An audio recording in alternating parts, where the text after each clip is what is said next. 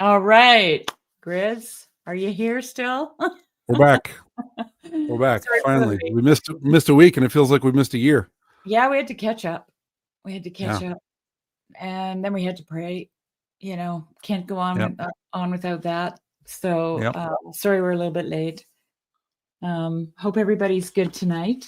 Jeremy has a lineup, actually, right? Yes. You can line up Yes. tonight. We'll be talking about St. Catherine of Alexandria, and she's a very well-known saint, very popular. Everyone celebrates. And in our parish, it's a tradition to read an akathist to her on Wednesday night in preparation for Thanksgiving. So. Joy, you know what? We were just saying how long it was because we missed a week because Jeremy wasn't well, actually. He wasn't well the last one we did. And so I gave him a week off. Yeah, out of mercy. I didn't sleep much. I was sick for about 3 weeks and I wasn't sleeping well, and I was sleeping in the recliner in my living room so I didn't disturb my wife, and that means I wasn't sleeping much. And I did a lot of praying and reading and coughing. But by the grace of God and by the prayers of Shari, we got through it. What's that? You got rid of the cough? Yeah. Cough's gone. I'm Stephen. Stephen, you always said that you could never make it because of your time zone or whatever. Yeah, you must have amphetamines to get him through this time. I don't know where you are, but or caffeine maybe. Yeah, we'll drop a link in, and if you want to join, it would be great. Yeah, glad to hear. Grizz is here as well. Joy here. Kateo, I don't recognize that name. Hello? That's Tim. Oh, okay, great. Welcome. New York. Oh, okay, so yeah. Oh, yeah, a little late. These ones might not be on the card, so what's that mean, Grizz? I don't have any decks here to give you the. I don't have the decks to give you the. I do, saint card of the show. Yeah. I'll give you a Saint. Here's a Saint Gabriel icon of the show. There you go. Saint Gabriel, one of my precious and dear saints closest to my heart. Mm-hmm. Yeah. Stephen has saints for all your card pulls. Oh, okay. Stephen, interesting. I forgot about that. Okay. I think I heard that once, but I didn't connect it. I don't have St. Catherine in my list of 72. Okay. Well, she's a very prominent, very well-known saint. And I'm going to read a little longer version of her life tonight. Usually I read the version from the OCA.org's website, the Orthodox Church of America. But this one, it was just, that one was too short and her life is too beautiful. So I found one that's a little longer. So we'll do that. But anyway. Nice, Stephen. You're building an iconostasis on Grimm's channel? Good. Yeah, well, what's the word Paul uses all the time? Colonizing. We're going to colonize. Yeah. Grimm's channel with some icons. That's great. Oh, okay. Well, if you're still around, if you're able to be around, maybe when we throw a link in, you can join and read that poem. That would be cool. Yeah, that'd be great. Yeah. Okay. Well, do you want to get started since we've got, okay, so who are we doing? We're doing St. Catherine and St. Catherine and then St. James the Persian. Those are the two. And if we have time, Father Pavle, but I don't know if we'll have time. We might have to come back to him next week. Yeah. Tim, that was a request from Tim. Yes. And his story is very beautiful. This is Tim right here. Okay. Tim requested Father Pavle. Got it. Okay. And Tim is in Germany. Oh, wow. Yes. So I don't even know what the heck. Who knows what time it is there? That's crazy. I can't do math. 9 hours ahead. 9 hours ahead. Ooh, 9 hours ahead of you. 6 there. So it's like 3 in the morning there. Like 3:30. Yeah. That's crazy. Well, welcome. We're very glad you joined us. Yeah. Do we pray to them before we tell their story? As a matter of fact, Grizz, I do say a little prayer before we start the show. I just say, may we have the prayers and intercessions of Most Holy Saint Catherine, or whatever saints we're talking about, and Most Holy Saint James the Persian. We do say that prayer before we come on air, but now you get to hear it live. Well, you could Catherine, for actually wisdom. you could actually pray the whole prayer that we pray usually before we go on. I would be happy to For do everybody. that. Sure, I'll share that. Okay, everybody, here we go. Okay, I'll say a prayer, and then we'll do St. Catherine. Yeah. Illumine our hearts, O Master, who lovest mankind, with the pure light of thy divine knowledge. Open the eyes of our mind to the understanding of thy gospel teachings. Implant also in us the fear of thy blessed commandments, that trampling down all carnal desires, we may enter upon a spiritual manner of living, both thinking and doing such things as are well-pleasing unto thee. For thou art the illumination of our souls and bodies, O Christ our God, and unto thee we ascribe glory, together with thy Father, who is from everlasting, and then all holy, good, and life-creating Spirit, now and ever, and unto ages of ages. Amen. Thank you. Yeah. And may we have the prayers of St. Catherine as we share her life. Catherine was the daughter of Cetus, a wealthy patrician of Alexandria, the capital of Egypt, and metropolis of the arts and sciences. She was widely admired not only for her noble birth, but also for the exceeding beauty and intelligence that God had given her. Taught by the best masters and most illustrious philosophers, she learnt while still a girl to follow complex lines of argument and obtained a perfect understanding of the philosophical systems of Plato, Aristotle, and their followers. She also excelled in the literary sphere, was familiar with the works of all the great poets from Homer to Virgil, and was capable of discussing every subject in a variety of languages learnt from scholars and foreign visitors to the great city. In her quest for knowledge, she had made herself acquainted with all the physical sciences, especially medicine, and there was no area of human wisdom beyond the range of her penetrating intellect. By the time she was 18, even the most learned scholars were in awe of her intellectual accomplishments. All this, combined with noble birth, beauty, and wealth, made her an enviable match, and there were suitors in plenty for her hand. But having a presentiment of the excellency of virginity, Catherine refused them all and made it a condition with her parents that she would accept none but a youth who equaled her in nobility, riches, beauty, and wisdom. Her mother, in despair of finding such a one, sent her to seek the advice of a holy Christian ascetic who lived not far from the city. He told Catherine that he did indeed know a man such as she was looking for, and possessed of that surpassing wisdom which is the very source and spring of all things visible and invisible, wisdom neither gained nor appropriated, but his eternal possession. He is noble also above all that we can think of, for he has authority over the whole universe and has made the world his own by his own power. Master of the worlds, principle of all wisdom and of all knowledge, he is also, the elder told her, the most beautiful of the children of men. For he is God incarnate, Son and eternal Word of the Father, who became man for our salvation and who desires to espouse every virginal soul. As he bade her farewell, the ascetic gave her an icon of the Mother of God, carrying the divine child in her arms. That night the Mother of God appeared to Catherine, but Christ turned away and would not look at her, saying that she was ugly and unclean because she was still subject to sin and death. Grief-stricken, she went back to the ascetic who instructed her in the mysteries of the faith and gave her new birth unto eternal life in the waters of baptism. Then the Holy Virgin appeared to Catherine again with Christ in her arms, who said to his mother with joy, "Now I will accept her as my most pure bride, for she has become radiant and fair, rich and truly wise."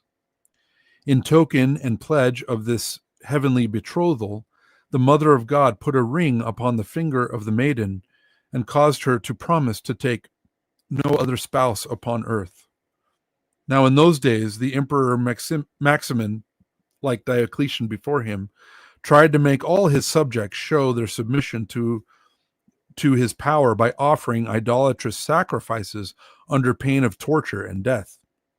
When these impious rites were taking place in Alexandria, Catherine appeared before him in the temple and declared her allegiance, but severely reproved the idolatrous ceremonies.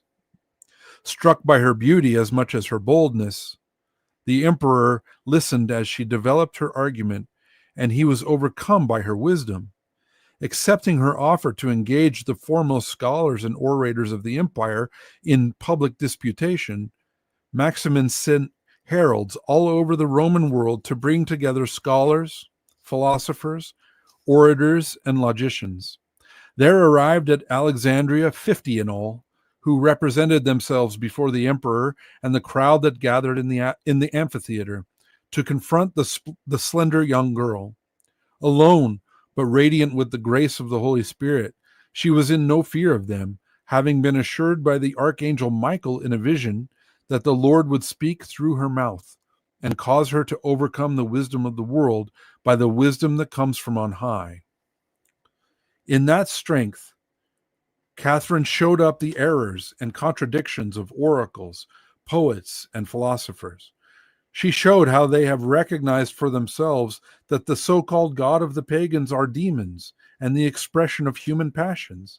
She even referred in support of her arguments to certain oracles of the Sibyl and of Apollo, which dimly tell of the divine incarnation and life-giving passion of the Son of God. Overthrowing their myths and fables, she proclaimed the creation of the world out of nothing by the one only true eternal God, and the deliverance of man from death by the incarnation of the only Son of the Father. Having run out of arguments, the 50 orators were reduced to silence. Recognizing their error, they asked the saint for baptism, to the fury of the emperor, who condemned them to be burnt alive on 17th November. Finding Catherine immune to flattery, Maximin had her tortured and thrown into prison, while a dreadful instrument of torture was constructed of 4 spiked wheels connected by an axle. Catherine was attached to this machine as soon as it was ready, but an angel came to free her, and the death-dealing chariot hurtled down the slope, killing many pagans on its way.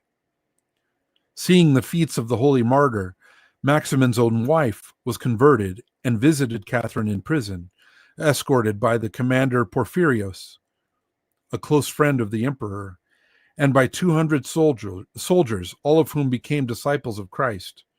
Catherine received them with joy and foretold that they would soon bear away the crown of valiant athletes of the faith. The emperor was enraged at such defiance within his household. Forgetful of all human feeling, he had his wife cruelly tortured and beheaded on the 23rd of November. On the following day, Porphyrius and his company were put to death. On the 25th of November, Catherine was brought forth from her dungeon to appear at the tribunal, fairer and more radiant with heavenly joy than when she had entered it, for she saw that the day of her union with Christ had come at last. She was taken outside the city, and after a last prayer of thanksgiving to the Lord, who had revealed to her the inexhaustible treasures of true wisdom, she was beheaded in her turn. Her body was then conveyed by 2 angels from Alexandria to Mount Sinai. There it was discovered in the 8th century by an ascetic who lived in the vicinity. The precious relic was later translated to the monastery that the Emperor Justinian had founded in the 6th century. It is there to this day, giving forth a heavenly scent and working countless miracles. The ring that she was given by Theotokos is also still on her finger. And then the other saint I wanted to read is Saint James the Persian. Let me turn to him really quick. I don't know if I'm getting the right icons here. That's right. Okay. Yeah, that's Saint Catherine, teaching the philosophers of the Alexandrian court. Yep, that's it. Okay. And then this is now Saint James the Persian. Yes, Saint James the Persian, and that's the 26th. I think his saint day is tomorrow. I had a I have a version of his story, but I was going to see if it was in here. Stephen says she's the type of Athena, of the type of the Theotokos also. And then Grizz says, "Oh, here it is. My new favorite." Oh, beautiful. Yeah, St. Catherine is. She was a beautiful story. Yeah, she was she owned the philosophers of her time. she owned the fools, and then was martyred. Saint James the Persian. Saint James, the glorious athlete of Christ. I'm sorry, I'm reading out of a book tonight instead of on screen. Please forgive me. Saint James, the glorious athlete of Christ, came of a wealthy noble family from Beit Lapat near Susa in Persia. He was the intimate friend of King Yastagerd I from 399 to 425, who showered him with honors at court. Blinded by so many evidences of the king's favor and by the vain pleasures of the world, James, who had been brought up in the Christian faith by his parents, denied Christ and joined himself to the king's idolatrous cult. On hearing of this, his mother and wife sent him a letter in which they let him know that they would have no more to do with him, since he preferred fleeting glory to the love of God and the promise of everlasting good things. Their words struck James to the heart, and coming to himself as from a drunken stupor, he wept bitterly for his apostasy and completely changed in his comportment toward the king from that time on. He openly acknowledged his offense and made known to all that he was a disciple of him who died for our sins. Henceforth, his sole desire was to have a share in Christ's life-giving death in order to have access to the Father. The king became extremely angry at this change in the man whom he had delighted to honor, and he ordered James to be put to dreadful torments. The martyr grew the bolder as he suffered, and he mocked the powerlessness of the king and his executioners. The tyrant then devised a dreadful form of torture, which he summoned the whole city to witness. They tied the saint down and began to cut away his limbs methodically, piece by piece, starting with his toes and fingers, and then his hands and feet. In appalling agony, the saint called on Christ to come to his aid, whereupon he was clothed with power from heaven, so that he lost all sensation and became immune to the pain. Finally, he was beheaded and obtained not only the forgiveness of his sin, but also enjoyment of the endless delights prepared for the friends of Christ.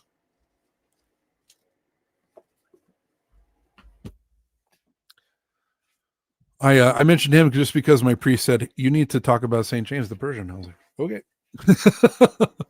So he made the list. He said it's a very short life, but it was one where, he was called to repentance by his wife and his mother, and he responded. And and then paid the ultimate price. Yeah. Okay, I'm throwing a link in here. Great. Grizz said St. Catherine popping in on a Friday live streaming, setting everybody straight. There you go, Graham. Yeah. Yeah. So it was Tim, our friend from Germany, right here, Catio, who requested Father Pavle. I think his name is Pavle. Yeah. And I think I have a link to his story. 1 second. Maybe. Let me see if I can pull it up. I saved it somewhere. Hopefully I have it in my links. I thought I had it. If I remember correctly, I think he's not a saint yet, like a canonized saint yet, but he's a. But I don't know. Tim will be. Yeah. But will be. Yeah, he's Serbian. I think I found a link. Yeah, we have time. I might as well share it. Grim says, imagine a social situation happening now where they kill those people. Christianity used to be yeah. Yeah, right. Hard to imagine. I think it's still a hard sell, but for different reasons. Oh, look. Hey, Stephen. Made So it. nice to meet you. Yay, you made it. Yeah. Wonderful. I saw your interview with Christian Baxter. It was really Yeah, I did a few with Christian. Yeah, I watched. I think I watched one, maybe two of them. But yeah, no, I enjoyed the I discussion. haven't seen them. Have you got that poem, Stephen?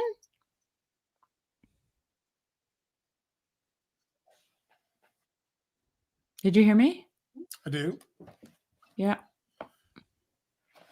Let's see somewhere. Can you hear me? I hear you now. Yeah. Yeah. Okay. So this is I got an audio thing here. Hold on.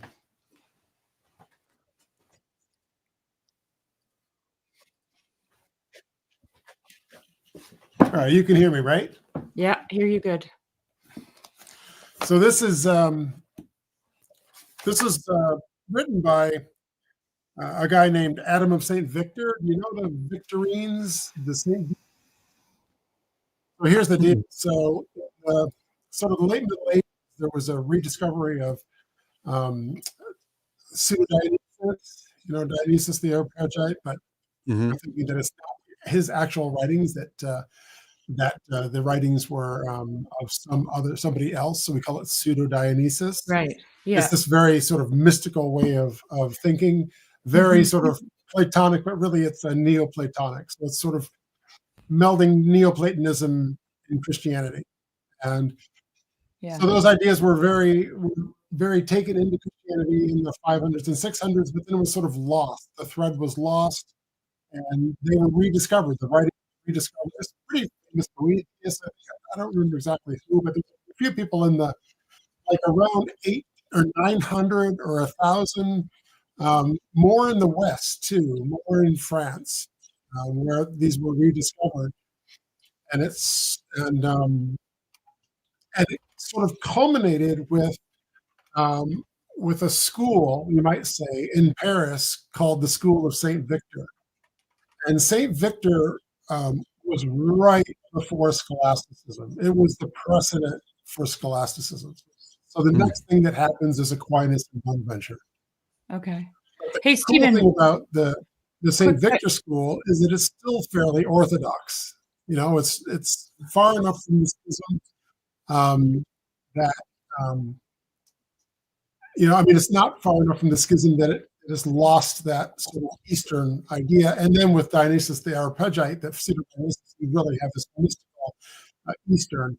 And as Paris grew more and more scholastic, basically some of these guys left and went out to monasteries, and that was sort of the very end.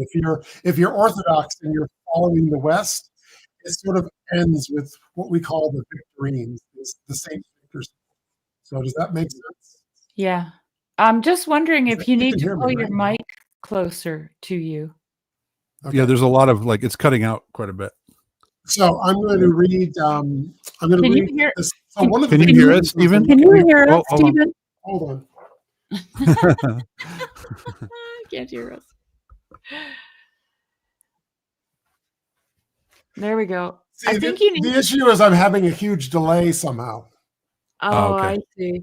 Well, Could you maybe. hear you heard what I just said, right? Yeah, Yes. but I think you need. It was to pull cutting your out quite a mic- bit, though. Pull your mic closer because you've got some noise canceling happening or something.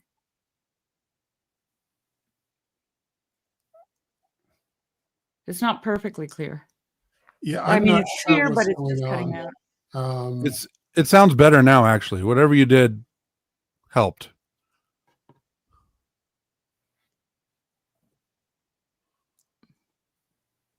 Yeah, but I'm getting like a 10-second delay. I hear you live, and then I hear you 10 seconds later. So I don't know what's going on with that. Oh, do you have another window open with like the YouTube channel? You have to close the YouTube channel if you join StreamYard. Well, that would probably help. I'm sorry. That's fine. We've all been there. Oh, it's so much better. But did you kind of heard the little thesis I just gave of Yeah, no, I heard it. It was Yeah, very we could catch it. But Now I it's much wanna clearer know now. Yeah. I'm new to the Orthodox Church. I come from no religious background. I mean, 2 years ago, I had never been in a church service in my life, so I'm a very sciencey, like physics, kind of guy. And so as I'm exploring Orthodoxy, I'm trying to figure out how it fits in the world. So I spent quite a bit of time figuring out how the West and the East sort of, how the split happens. So I follow the thread as far as I could, into the West. And my thinking is, and I think it's fairly right, is that the Victorine school was still fairly Orthodox, was that sort of mystical Eastern, but then once Aquinas and Bonaventure happened and the Paris school happened, it was all over. That was not going to continue. So there was a row of people of theologians in the Victorine school. The most famous was called Hugh of St. Victor. But anyway, this is Adam of St. Victor. So Adam was known for his poetry, and so he wrote on a lot of saints, and so he wrote on St. Catherine. Oh, beautiful. So I will get to that. You ready? Sure. Okay, St. Catherine, November 25th is when she's honored by the Victorines. So that sounds about right. Let our choruses voice sonorous sound our Maker's praise, who for us all things doth in place maintain, through whom fight the unwarlike even, through whom 'tis to maidens given victory over men to gain. Through whom Alexandria cowered, by a woman's wits overpowered, that no woman's strength reveal, when St. Catherine doctors learning, by her doctrines lore overturning, and her patience quelled the steel. She, for purity of morals, added to ancient ancestral laurels, gained herself a brilliant name, eminent through her forefathers, by her holy life she gathers, through higher grace, yet higher fame. All her bloom of tender beauty, reading and the toilsome duty of deep study wore away, for to learning was she given, secular and sacred even, in her first youth's earliest day. She a vessel pure elected, deemed as mire to be rejected, transitory good in things here, all the riches of her father, all the wealth his sires did gather, but contemptible appear. Full of oil her vessel being, this wise virgin and foreseeing, forth the bridegroom goes to meet, that at once when he arriveth, she may at the feast be prepared to take her seat. She to die for Christ delighted, when before the emperor cited, in his presence standing then, with such maiden vigor speaketh, that she mute and silent maketh 50 wise and learned men. Horrible incarceration, hunger pangs of sore privation, that dread frame of spike-set wheels, yea, whatever man to her doeth, she for God's sake undergoeth, and neath all like nerve reveals. Tortured she the torturer cheateth, and the emperor defeateth, by her woman's constancy, that the torturer wholly faileth, and his torture not availeth, wound the emperor fearfully. Then at last to death commended, she, when death by death is ended, entered on life's joyful day. Soon their care the angels make it, to remove her corpse and take it for interment far away. From her tomb an oil there stealeth, which full many a sick man healeth, clearly by a grace divine. Ointment rare to us she giveth, for her prayers our soul relieveth, and our vices medicine. Present with us may she see, with like joy our joy in her, and throughout futurity all her present gifts confer. Higher her joy, O may we be, and she be ours in glory there. Amen. Amen. Wow. Amen. So that is Adam of St. Victor. That was written around 1150 AD in Paris. So just preceding. Apparently, Stephen, you write killer poetry? I write a lot of poetry. Wow. How come This is I don't true. know any of this? I write a poem about every other day. Wow. Wow. Love it. Yeah, Graham is my poetry buddy. Oh, that's cool. He's the most naturally poetic person I've ever met. Just like if you ever just talk to him in person, you'd be like, oh, he's like speaking in poetry. I'm sorry, Graham. I got Yeah, no, I agree. to do that. I got to The hang whole out. image of, so this is a book, the life of Saint Catherine of Alexandria, that was written in the Middle Ages and translated into English recently, and it's very good. So if you love Saint Catherine, here's a much longer version of her story, 216 pages. Here's a much longer version of her life. So one of the other versions I read actually had some of the arguments that she had with the scholar, some of the philosophical arguments that she had, and the arguments with the emperor as well. So it's really good. So her feast day is the 25th of November. That's the day. Yes. Well, some traditions do the 24th, some do the 25th. Okay. So yeah, but the Mount Sinai Monastery does the 25th. So that's generally what most people do. Yeah, and you can see back then they had the same feast day. Nowadays, Latin Church, generally the feast days are different. Not always, but I think generally you can say that. Yeah. But Saint Catherine is like I was saying, she's known for wisdom, and I think she's sort of the type of the Greek goddess Athena. She's of that wisdom, and of course, in the Bible, the first created thing is wisdom, right? It's the first created, and also the thinking that the wisest human that's existed is Mary, right? That she was able to enter the Holy of Holies without an issue. That would imply a sort of a perfected intelligence. And so I think of Saint Catherine as also the type of the Theotokos, too, of representing this feminine created wisdom, sort of an echo of Mary. And you see that in her story, she gains the ring of Mary, right? So it's pretty cool, especially considering that the Alexandrians were trying to incorporate Greek thinking. They were trying to incorporate Greek philosophy, but you would suppose that along with that came some of the Greek, some of the Greek myths. And so I think that, Grimm was bringing it up the other day, and it really kind of triggered me. I thought, oh, Athena, well, that's the type of the Theotokos. And I think it's like what? But I think you can kind of make that case of her being the epitome of created wisdom. And, the idea that Christ is coming around at the time of Adam, that idea that Christ is in the garden with Adam. We sort of have that idea in Orthodoxy, and I'm not sure that we have the idea that Mary is there as well, but there. That Mary's where? Say again? That Mary is there in the garden as well. Oh, right. I haven't heard that. I haven't heard that either. Yeah, I'm probably dreaming it up. So anyway. One day I wanted to say that.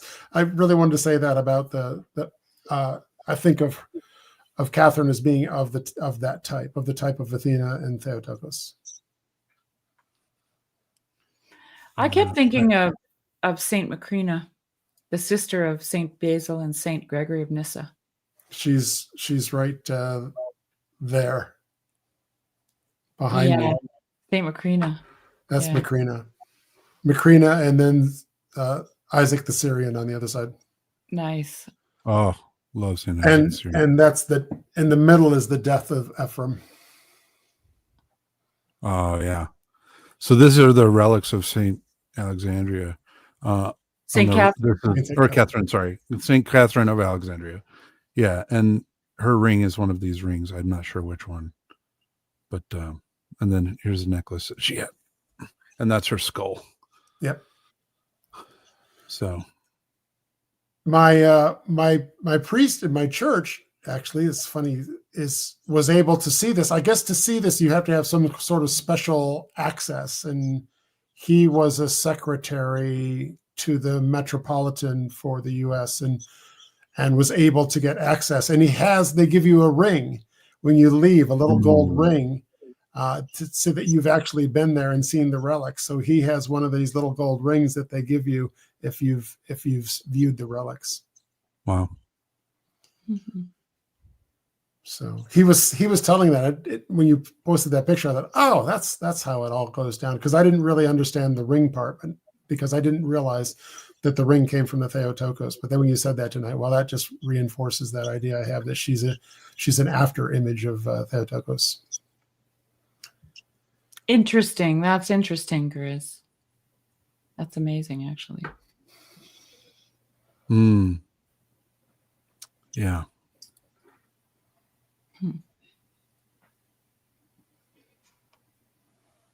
Yeah.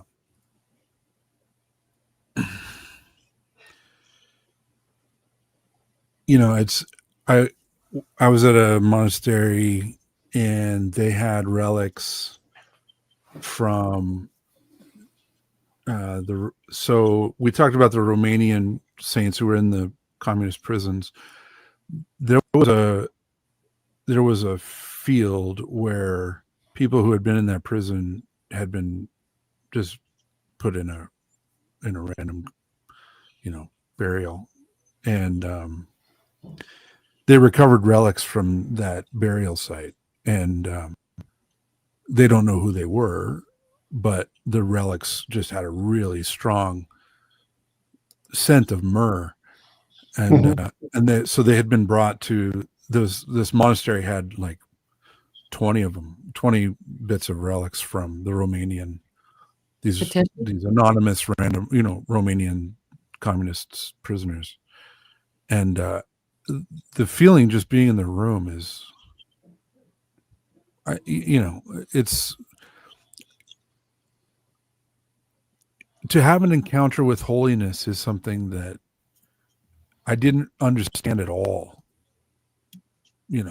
before I became Orthodox. I mean, I thought I did. I thought, I had a spiritual tradition. I grew up Mormon. I don't know if everyone here knows that, I think, but they have an idea of holiness, and they have holy places. They have temples that they consider holy, and you go there, and not everyone's allowed to be there, and you change your clothing when you go there. You do all the things that you would do to recognize a holy place.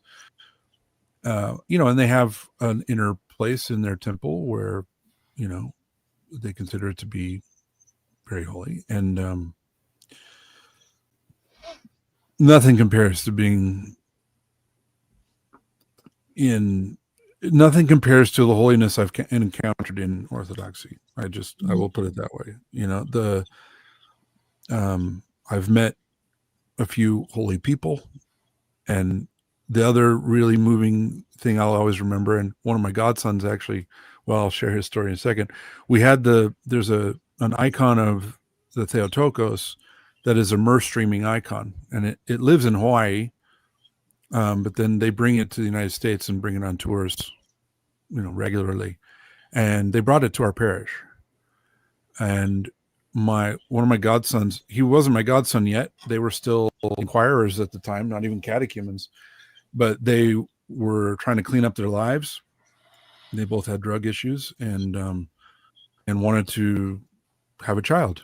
And they had been trying to have a child for a couple of years. And my priest said, come venerate the icon, the myrrh streaming icon of Theotokos, and pray for a baby. And they did. They came, and when it came in the room, like I don't have much of a sense of smell. I lost it in a car accident. My sense of smell was almost wiped out. When it came in the room, it was the strongest smell of roses mixed with myrrh I've ever smelled in my life. And it was streaming myrrh. And so it's like oil that's just like appears on the glass. There's like glass over the icon, and it's just oil is running down. They actually have containers where they just catch it. Mm-hmm. You can buy vials of the oil that comes from the icon. I think Michael Martin has one from a long, long time ago, because he talked about an icon that visited an Orthodox church near where he lived years ago, when they were actually hoping for a child. Yeah. And he went there, and he has the vial still, and it's like 30 some years old, and it still smells good, and it's not corrupted. And yeah. It hasn't gone rancid. Yeah. No, and they got pregnant. too. Yeah. So my godson and his wife got pregnant, and their drug problem was healed. They didn't have that issue anymore. I mean, it was miraculous for them. Like, if you knew them, I don't want to share too much of their lives. I don't want to, that's their private life, but their lives were transformed by an encounter with a Mer streaming icon, and I'm just speaking kind of to what Grim was talking about there. I don't even feel worthy to look at a picture of St. Catherine's hand, right? Yeah. Yeah, I came into the Orthodox Church because of aromatics. I came in literally because of the aromatics. Really? I'm a winemaker and a distiller. Okay. And during COVID, I was experimenting with using incenses to flavor spirits, and it was working out really well. And the problem I had was I was trying to get other distillers who were experimenting in the same way, and I couldn't find anybody. And I was winning awards for these spirits, but there wasn't anybody that really knew anything about it, and I thought, is this just like? So I was in my lab, and I think it might have been, was it myrrh? It was either myrrh or frankincense. And I was laying the smoke on the spirit, and the spirit absorbs it. And I had this premonition. I said, I should go out and I should take this myrrh that's burning, and I should bring it out into the main distillery room. Now, the main distillery room looks a bit like a cathedral. It's this big, and I had this premonition. I should take this myrrh, and wouldn't it be interesting to see the smoke rise into the what am I? So I brought it out, and I had the smoke there in the main, and I'm looking at the smoke going up, and it was just a very strong feeling. And then like of some kind of something was there. I'm like a science guy, right? This is weird. Like, what's going on? So, and I couldn't find people to talk about it. And so the first thing I did was I said, is there an associated angel with like incense? And of course there is. There's Archangel Salafiel, right? That brings our prayers up with the incense to God, sweetens the aroma of our prayer to present to God, is this Archangel Salafiel. So maybe this is Archangel Salafiel, visiting the distillery. So I Googled, who takes incense seriously, because I want to have a conversation, and it said the Orthodox Church, and that's how. But it was. I'll never forget that. That bringing that out into the main room, and the impression that I had, the feeling that I had was very different than anything I had felt, and it wasn't 3 months later that I was a catechumen in the Orthodox Church. The first time my sister came in, it was the second time for me. It was my baptism, visiting an Orthodox church. First time was just to see and inquire, and then the second time I got baptized. But there was a long space in between. But my sister came to my baptism, and we walked in.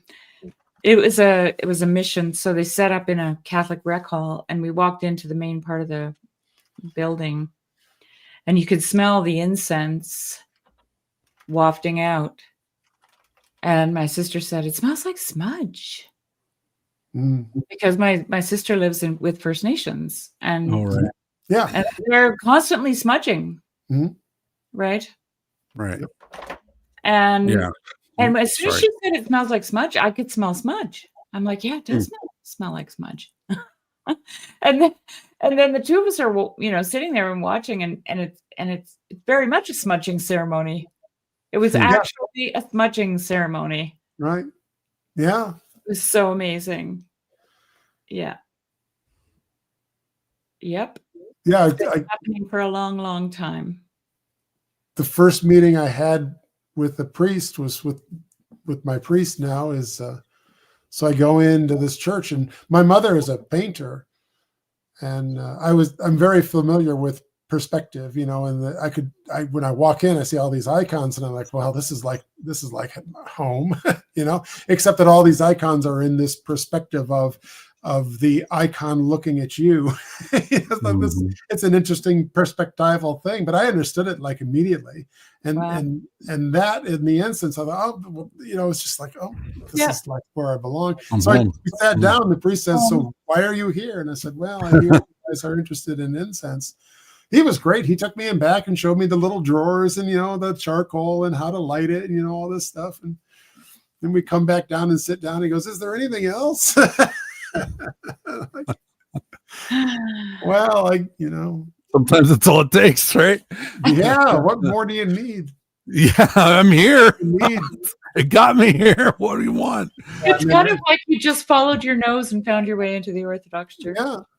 Well, your brain is built around your sense of smell, right? We have this visual cortex sort of built on, and it's quite deceptive, but the sense of smell is not, you know. I can smell the truth here. What is it that Pastor Paul said in that one? The smell of truth. Right? I think we use that metaphor because we're so deceived by our vision, but we aren't deceived by our sense of smell. Our sense of smell is there's no scientific instrument that can come close to smell to analyzing smell the way that we can. It's also the most reliable way to jog memory is smell. Yep. Yeah. It's very much attached to memory. Yeah.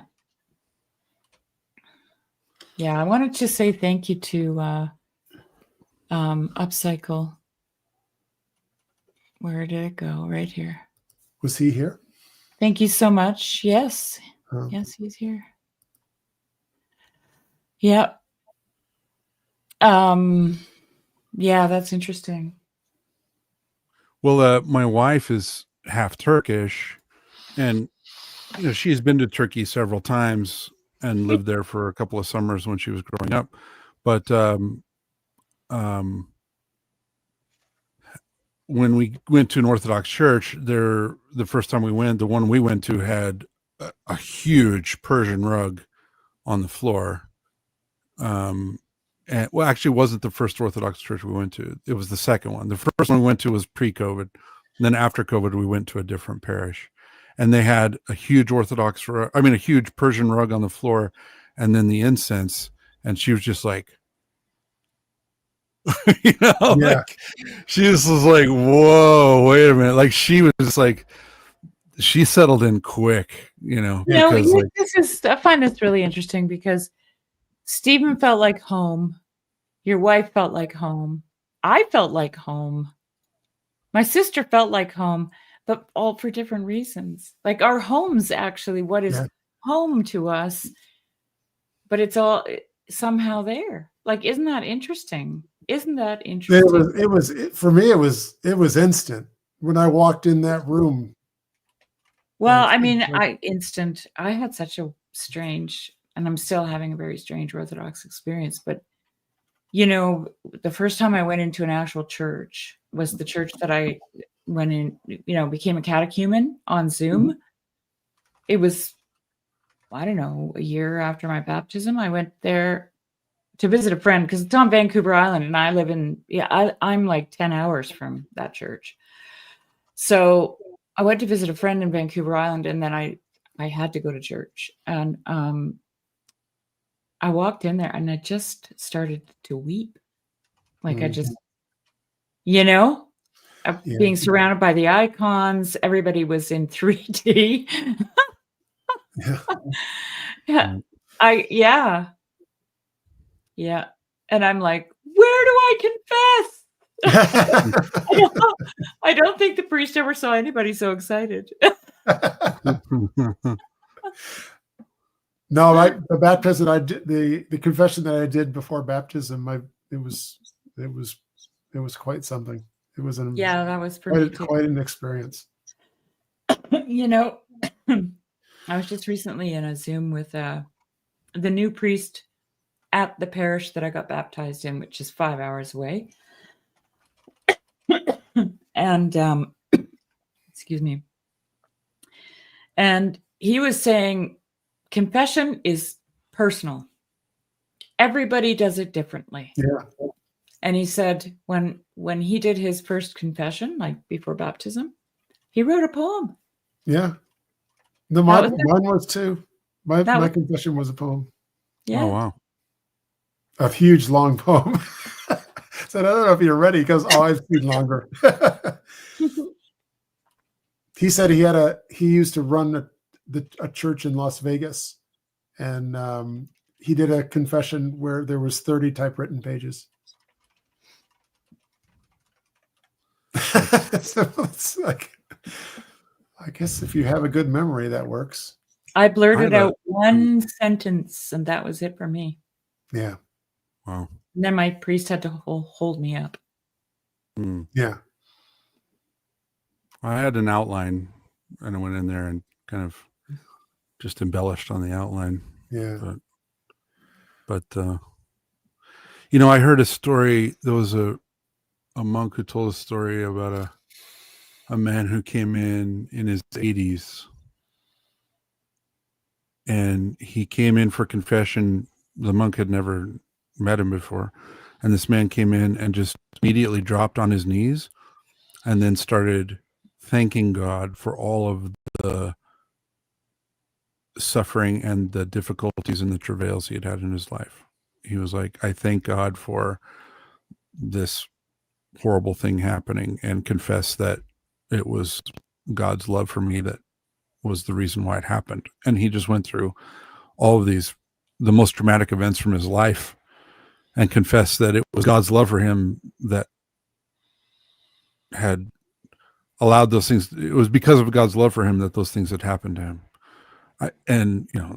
The monk was very moved by that confession. It was like an acknowledgement that those things that happened were actually for his benefit. And he wanted to confess it in front of a priest, in front of icons. I thought it was very, very moving.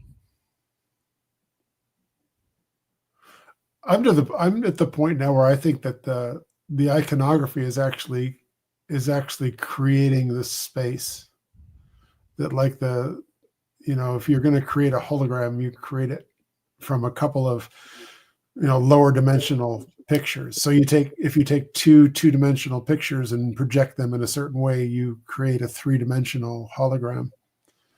And so our icons are all these like flat two-dimensional things surrounding a three-dimensional space, almost as though they were there to summon the liturgical space and this liturgical holographic space by their presence. That's not I think it's I'm like a physics guy, right? So I have to like do these kinds of things, but I think it's probably a pretty good metaphor. There's this idea that the entire universe is projected from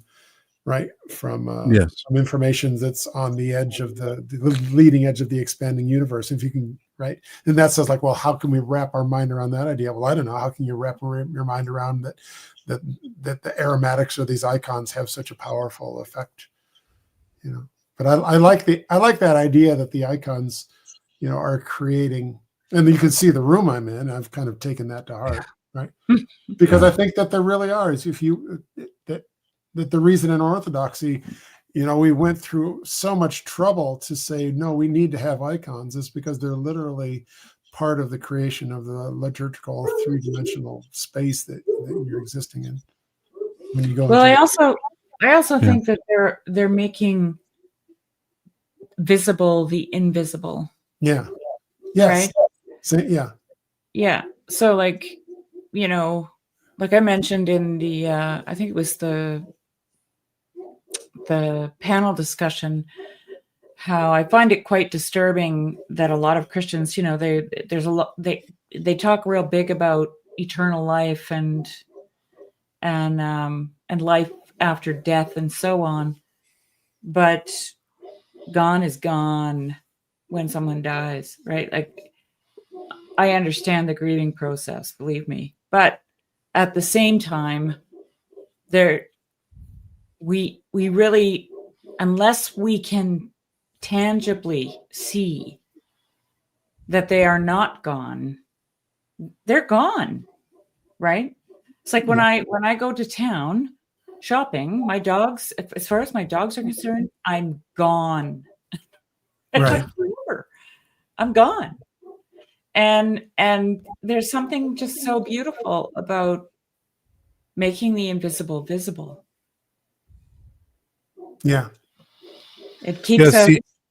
It keeps us. Well, there's something about that to me that allows us to stay present with that which we cannot see, right? What is it that Yes. Yeah, anyway. Yeah. Well, so I'm rereading On the Incarnation by Saint Athanasius. And that's great. It's such a beautiful book. Yes, it is. And it's what was missing from my Christianity of my youth, is the incarnational principle of Christ coming into flesh, coming into the world to heal it and reconcile it, and to reconcile us. And the icons are a form of that incarnation. I mean, that's why we do the lives of the saints. That's why we share them. The lives of the saints are it's like you're seeing the gospel as it manifested in a particular person's life. Right. And there are patterns. Obviously, we've told this pattern before of the beautiful young woman who's brought before the emperor, makes him look foolish, emperor mad, emperor big mad, then saint martyred. But every version of it has particularities that make it unique to the person, because we're not like, our personality is not destroyed. It's just refined and purified and called out of us, and we're called to become icons, and we're called to see everyone that we meet as an icon, which transforms how you see the world. There is the fiat of the Theotokos in every martyrdom. Let it be unto me.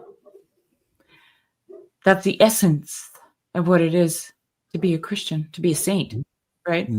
Is to be able to say that. And that's why, and I notice it in prayers to the Theotokos as well, that is who we should be emulating, is the Theotokos. Right? Yeah, she was the first human that could go in the Holy of Holies and survive. So she achieved something that nobody had ever, and I think has not since achieved. Right, which is that perfect wisdom, which is that's so cool about St. Catherine, is because, like I said, she gets the ring of the Theotokos, and she converts these people through her wisdom. Yeah, and I think that's a very feminine. There's a tie in there to Sophia, right? Like that to the divine Sophia. Another cool thing about the Theotokos, and I'm new, I've only been baptized for 7 months, so you gotta take everything I say with a grain of salt. I'm new too. I'm new. I've only been baptized for 5 years. But I think of the path to Christ through the Theotokos is not a sacramental path, right? I mean, the path to Christ through the Baptist is the sacramental path, and the path to Christ through the Theotokos is, there's not a sacrament for that. And that, I think, is really important, because there's not always a sacrament around for you, right? You're 5 hours away from a church where you can get the sacrament of the Baptist, but you in your house at any point can enter Jesus through the Theotokos without a sacrament. And I'm not sure that what I'm saying is. I'm not sure. I asked my priest about this. I said, "What? At least I'm having these interesting." He says, you're not important enough to be a heretic, so just go ahead and think whatever you want, and and the Holy Spirit will." It's like the Holy Spirit will guide you. It's Sorted pretty out. cool. You know, people think that orthodoxy is like a straitjacket. It's the exact opposite. Oh, it's totally the opposite. Yeah, That's it's why. Doesn't- Otherwise, I wouldn't be one. That's kind of a cool idea, though, that if you don't have to, you can approach Christ in a non-sacramental way, which is maybe this may be just completely off base, but it seems to be, right? Well, no, I think I'm going to expand on it a little bit, though, because I think what actually ends up happening over time is that you start seeing that just the act of perception is sacramental, right? Yeah. Like just Oh. perceiving something is mystical because Mhm. logos is manifesting. That's the difference between the nominalism and the realism, right? So the early church fathers were realists, and the nominalism is we're imposing these categories and these ideas and these thoughts onto the world. We're mapping it on, and we can just change it at will by changing our mind. The realism is logos is incarnate. That's the incarnation, is that Christ is the source of that order, and that when we're perceiving something, we're actually perceiving Christ, and we're only capable of perceiving because of his grace and because we're perceiving what is already there. Yeah. So it's the whole argument between, do we discover numbers or do we invent numbers, right? And the realist, philosophical realist would say we discover it because that order is intrinsic to the thing itself that we're perceiving. So when you begin to move into that space, everything becomes sacramental. Right. So me talking to you right now is sacrament because we're participating in the logos. I got to tell you something. Oh, there's Eugene. I saw you light up. Oh, Eugene. Well, here's why. Because when I hung up Saint Seraphim outside, and maybe I should show a picture for those who haven't seen it. You should. It's so beautiful. It's so beautiful. I love it. I'll do that after. I'll look for a photo, or I don't know if I have it, but I'll look. But I thought, I'm going to clean up the space, right? I'm going to hang up Saint Seraphim. I brought a rake with me. I'm going to rake up the space, and I'm going to make it all pretty. And hung up Saint Seraphim, and then I looked down with the rake, and I'm like, I can't move that pine cone now. It's holy. Mm-hmm. I can't pick up that stick. It's holy. And I couldn't touch anything. I couldn't. I just put the rake, and actually there was a couple of old rotten logs, and I dared to pick them up. I had this feeling in my stomach that I shouldn't touch them, but I did. And I put them in a pile because I thought, well, maybe I'll make a fire and then I can sit by the fire and hang out with Saint Seraphim. And now there's this pile there that would, and it looks so awful. And everything else just had to stay and remain where it was. Yeah, right. Holy ground. Yeah. It was totally was. Seraphim had famously, right, has the prayer rule of the Theotokos, right? Yes. You say 150 prayers as you to the Theotokos, rejoice, O Virgin, rejoice. I think so. Yeah, so he would probably be on board with that idea of, and in the conditions that he was in, a non-sacramental way is very useful to dwell on a subject. But when you bring up Saint Seraphim, I thought, oh my goodness, well, he had the Theotokos prayer. He was focused on the Theotokos too, which is not. Yeah. I'm going to see if I can find those photos for you guys to see. Yeah, I'm excited to see it.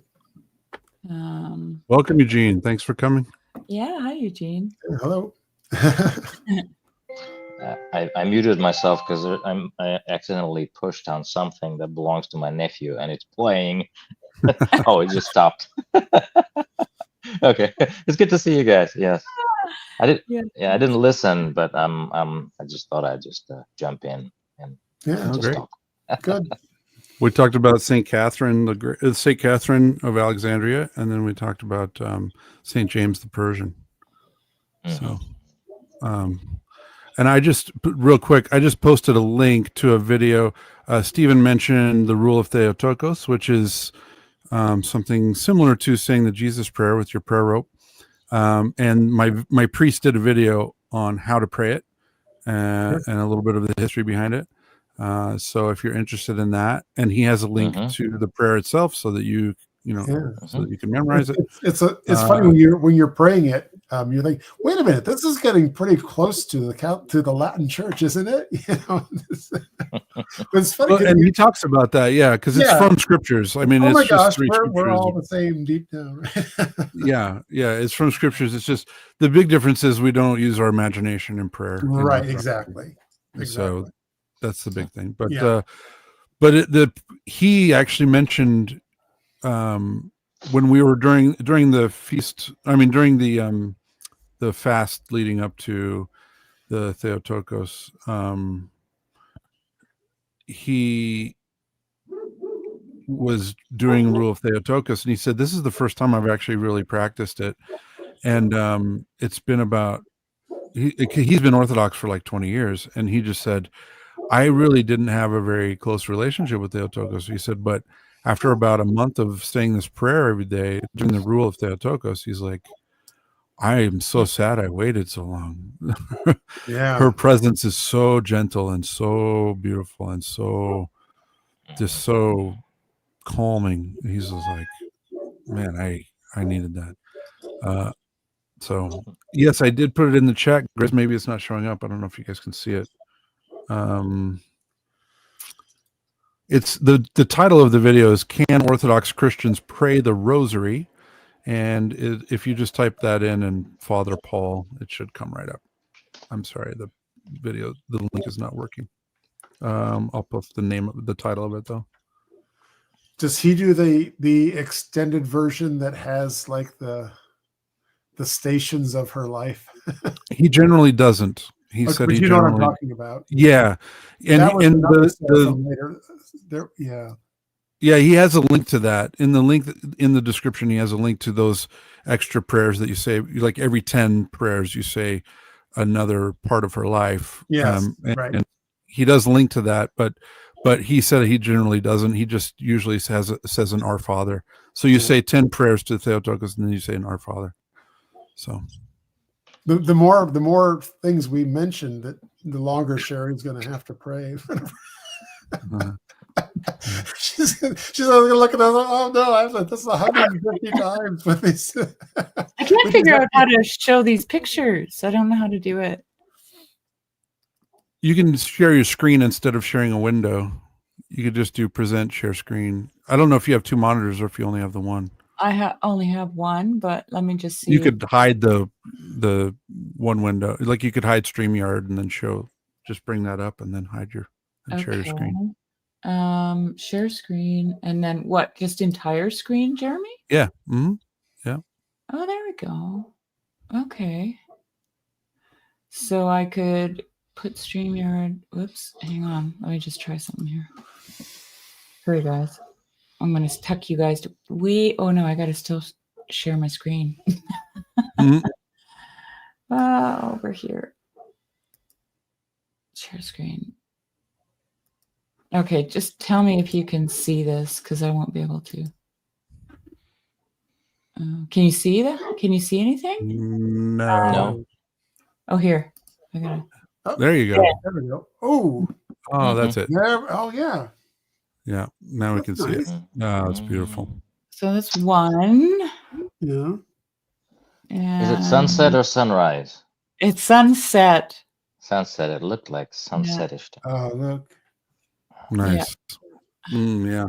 Wow. So you can face east while you're praying to. Yeah. Good. Good. Very beautiful. And then this one here. One a little close up. That's it.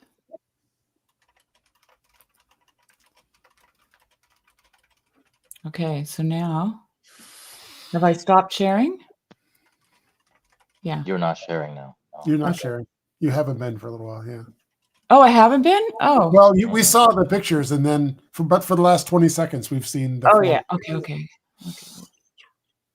There we go. Yeah.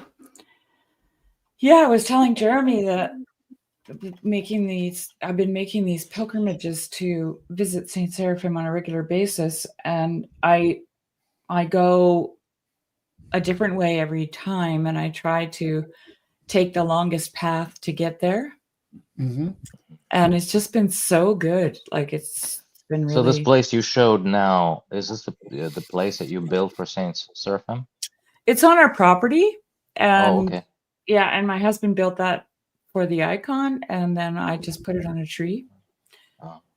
on our property, facing the lake, which is a new lake. It wasn't there when we bought this property 20 years ago. Now we have a lake, and yeah, so, and it's like our property is a quarter of a mile wide and a mile long. So, and then we also have an extra, I don't know, 100 acres fenced in. It's a grandfathered in thing. And so it's a big property to wander around on. So I'm actually doing little pilgrimages. When you say fenced in, do you mean a fence? Yeah. Around 100 acres? Around 160 acres. Actually, it's probably around 260 acres. Yeah. Well, we have to. We have to do that because there's range cows here all summer. Yeah. And they would just be everywhere. When we first bought this place, the guy that we bought it from was a logger, and it was all old growth because the guy he bought it from a guy who bought it from his grandfather. It was the original homestead on this property was built in 1914, and so there was an arrangement made that none of the trees would be cut. Like the guy wasn't buying it for the timber value, and of course the guy lied and said he wasn't, and then logged it, and it had like really old, huge fir trees all over it. And when he did that, he destroyed all the fences. And he never put them back up. All the perimeter fencing came down. He basically drove over it. Yeah. Like he didn't take it down. It was just laying down.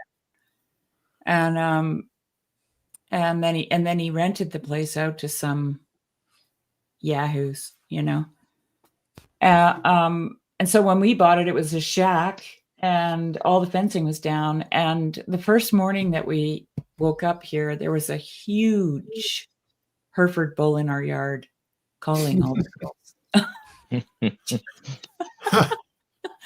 We're like, what the heck is that? It sounded like someone blowing a bugle at first, Saint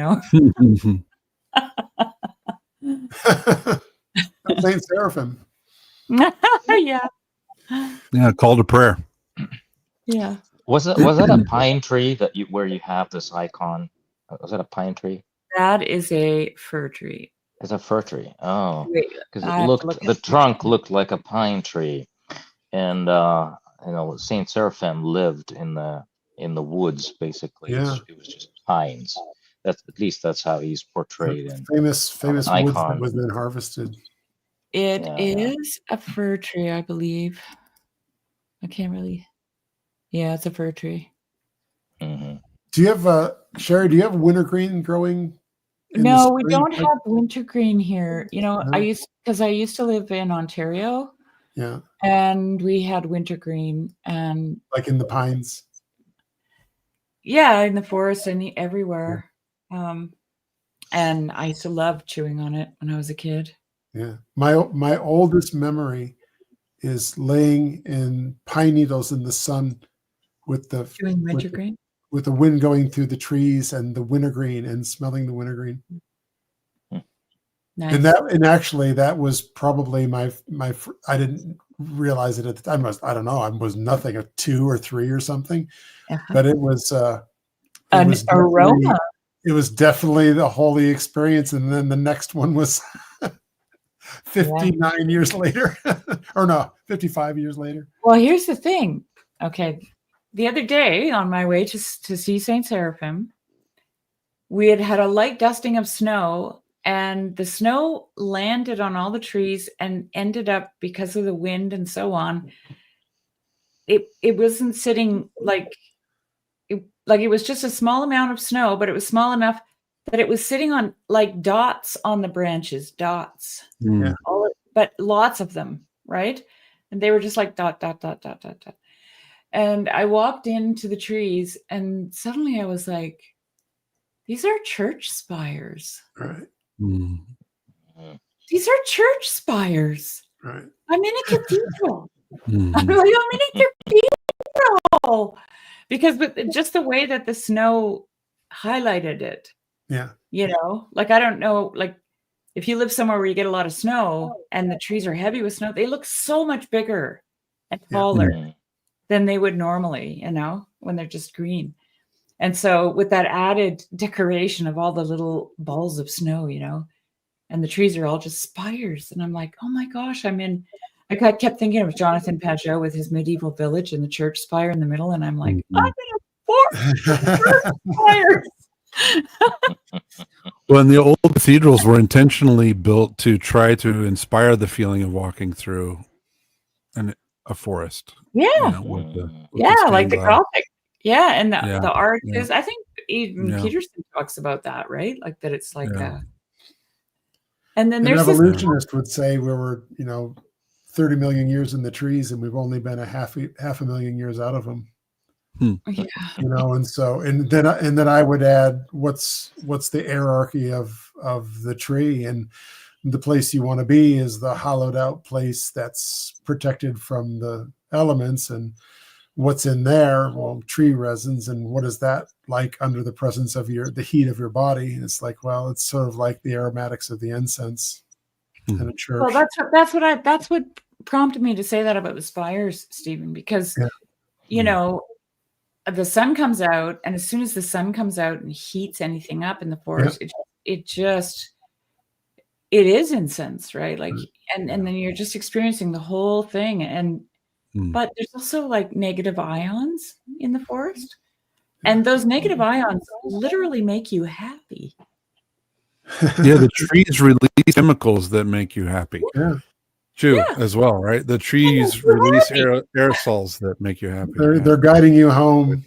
They're guiding you home, right? They're guiding. We're back to my favorite scripture. I see men as trees walking. Oh, that's so good. Yeah, that's perfect. I see men as trees walking. So that's what I was pointing at earlier, Stephen, with the sacramentals. Like, it gets to the point where you start having glimpses that everything is sacramental. That you can't get away from God. No, it's sort of like the thing that's underlying our thermodynamic universe is a quantum universe, and we don't see it normally because it's way down there somewhere doing something we don't know about. But it's definitely the thing that's causing the thermodynamic universe that we live in. And it's just, can you see it? Right? Can you sense it? Can you feel it? I mean, that's. So the physicist in me is very pleased with all of this, because it's like that idea of, well, there's, when the royal doors open in the liturgy, the time has ended, right? And time becomes unitary. Well, that's the quantum. The quantum is there is no arrow of time, right? So. Yeah. So I'm so confused now, Stephen. You're a physicist that writes poetry and makes wine. Yeah, I make vodka today. Right? Today I made bourbon and absinthe. You sound a little bit like Jesus. You're product of the Enlightenment. I've been writing poems since I was tiny. I don't know. Me too. I've been writing poetry when I was really, really little. Like, I have a really early memory, like you with the pines. Yeah. I have a really early memory. I don't know how old I was, but my sister is 2 years younger than me, and she was in a baby carriage. So I couldn't have been more than 2.5, right? And we were being babysat by this woman and her 2 daughters. And they had a barn, and I was sitting on a hay bale, and I was really lonely for my mother.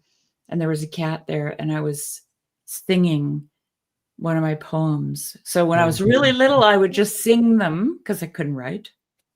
Right. So they were always songs. And then when I got old enough, I started writing things down. Yeah. But yeah, Wow. poetry like that was my language. Like it was my first language. Yeah. Yeah, to be honest. I'm not a great poet. Like, don't get me wrong. Like, I don't claim anything. You know, I don't think I'm a great poet, but I am a poet. Yes, Yeah, and I never would have said it in the past so much, but especially since I've come into the church, it's like, I mean, I don't know. It's just depth. Well, you know, like somebody said once, if you have to write poetry, yeah, and I have to write, like I've always had to. yeah. And I mean, I remember I had 2 binders full of my poetry from when I was little in my own little handwriting. And I'm hitchhiking, homeless and hitchhiking, and I'm carrying my binders. Okay. And I left one of them, the earliest one, in some guy's car. I drove away. And I tell you, every single time I think of it, I get a knife in my gut. But you can imagine what that might have done for that person. Maybe. I just keep saying, God, I mean, oh, like no. you never know. Yeah, I know. I don't know. Sometimes I think, well, maybe I should just get famous, and then whoever that was will have my early stuff. We're supposed to leave our most prized possessions behind, you know. I know. So you did well. I was so angry for so long. Like, you have no idea how that ripped You my should heart. pray to Saint Honorius to see if he can help you find it. I'm not saying he will, but you could ask him. I've heard greater stories about Saint Wouldn't that be Honorius. something? I was 17 a long time ago. It's worth asking. Yeah. But it's interesting that the word poetry, poesis, in Greek, literally means making. Yeah. And in Genesis, I believe the Greek translation of Genesis, it says, God poesis the heaven and earth. Basically, like he made a poem of heaven and earth. And you know, going back to the forest, I really like this little grove we have here. We are near this creek, and then there's like, well, I wouldn't call it a wood, but it's just like a grove.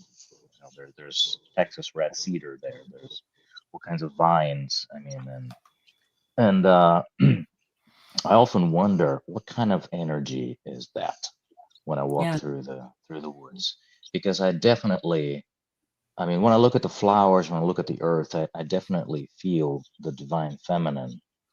But when I'm in the forest, I think I feel both feminine and masculine at the same time. Because forest is really, really strange. It's not just one type of energy, it's just everything. But I love being there. Even if it's masculine, there's something strong about forest. It's just strong, it's rooted. But at the same time, I've never perceived forest as something menacing. I think Tolkien's, depiction of the Ents, it's so perfect. Like they're stoic, they're patient, right. They're long suffering, right? They just stay and they wait, and like they're like beacons to me of who I am supposed to be. That's how I see them, right? And somebody wrote something really funny on Substack. They screenshotted somebody else's comment on Twitter, I think, and posted it on Substack, and it said, watching the Amish come out to vote was like watching the Ents marching off to Isengard.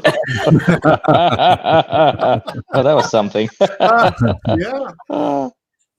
And I thought, it's kind of true, right? Just waiting, patient, living every day, right? Being in the moment, not making a lot of waves, not doing anything too rash. And then they'll guide us if we see them, right? They'll guide us if we see them. But if we aren't looking, we won't see them. I had a really weird experience one time. This was a couple of years ago. And I mean, it's not the first time, but this one stood out to me because I took my snowmobile out and I was just buzzing around on the property one day. Just had to get out and get some wind in my face. And I stopped the snowmobile to get off and walk to a certain spot in the woods.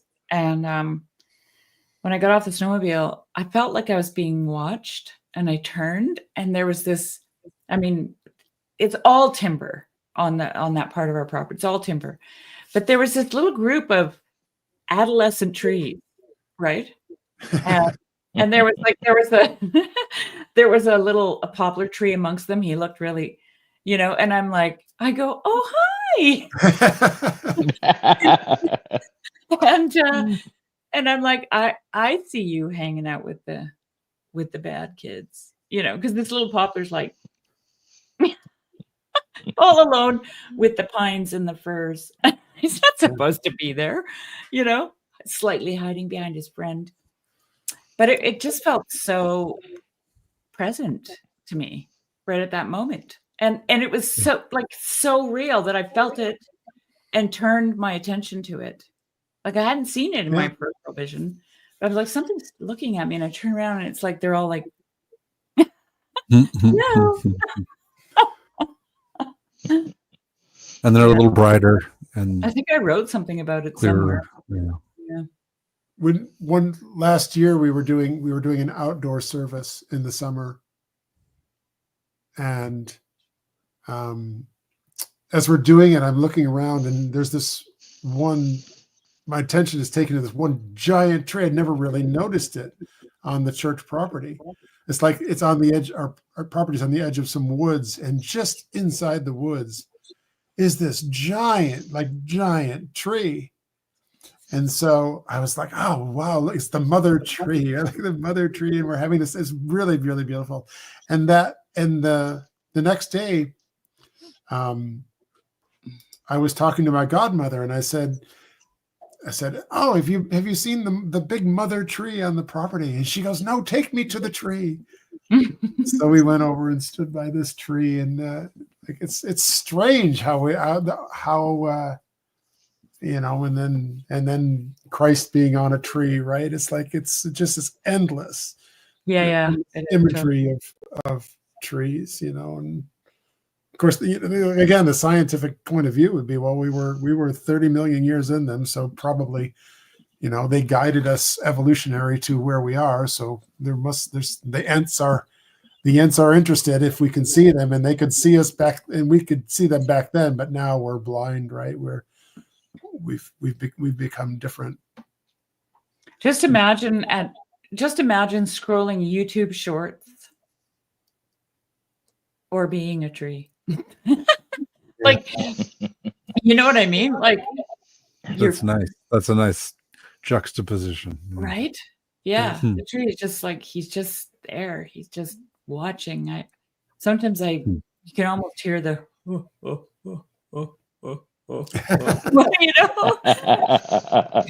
Here comes another one. I've got a really old fir tree that hasn't died yet. So there was we lost a lot of really old growth, like on that part of our property that it's not our property, it's crown land, but it's fenced in, because in the old days they used to put up what they called drift fences to keep the cows from going into places they didn't want them. And so when we moved here, we put that drift fence back up, and we went from owning 160 acres to actually being able to utilize 260 acres, which has been great. But it's all mostly sloped. It's very steep slopes, and it's old Douglas fir. It's actually designated old growth. But because of all the logging and the fact that now we have a lake on our property, all of the water is coming down that slope, and it's killing all these old trees, all the old growth, and they're falling down everywhere. And on one of my walks to St. Seraphim recently, before it snowed, I came across 3 big ones in a row that had come down. And what was sad about it was that underneath of the roots of those big fir trees were dens.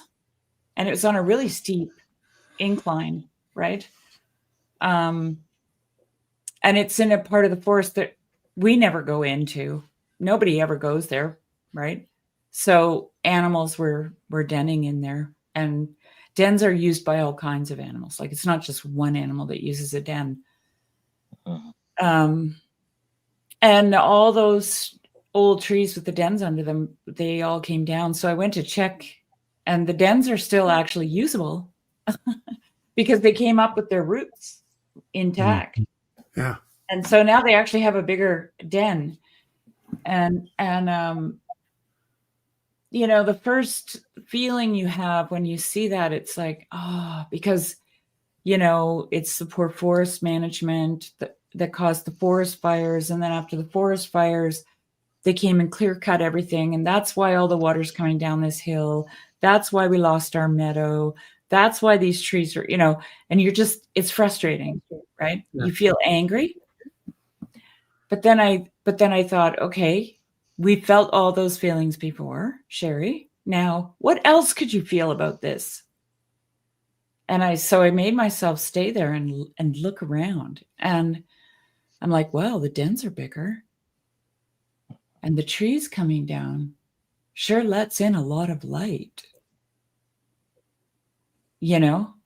And the other thought that I had was that when these trees come down, it looks so messy, right? Because they take a bunch of other things with them, other trees. And that's when I thought, you know, that's kind of how life is, isn't it? We mourn the loss of something. We feel nostalgic for the old thing. This looks really messy, but boy, does it let a lot of light in. Yeah. It's the cracks that let the light in, right? That's your. Yeah.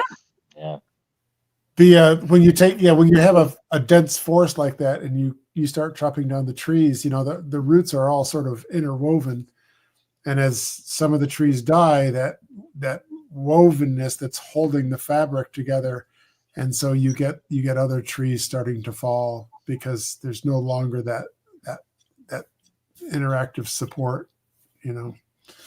So it happens all the time. You cut a few trees down in a little place, and you'll see the other trees just start dying. Yeah. Yeah. Well, as soon as they logged back there, like they logged way up top above those trees, and then the water started, because there's no trees for miles to suck up the water in the soil up there. And so then that water has to go somewhere. It goes down, right? And that's to our place. And the hill that it traveled down is the hill that those trees are on. And yeah. So, but now we have a lake, and it has fish in it. And, you know, actually the second day that I went out to see St. Seraphim, I was sitting there with my back up against that tree and was looking at the water. And all of a sudden, and there were still some ducks left on the lake, and the water, it wasn't frozen yet.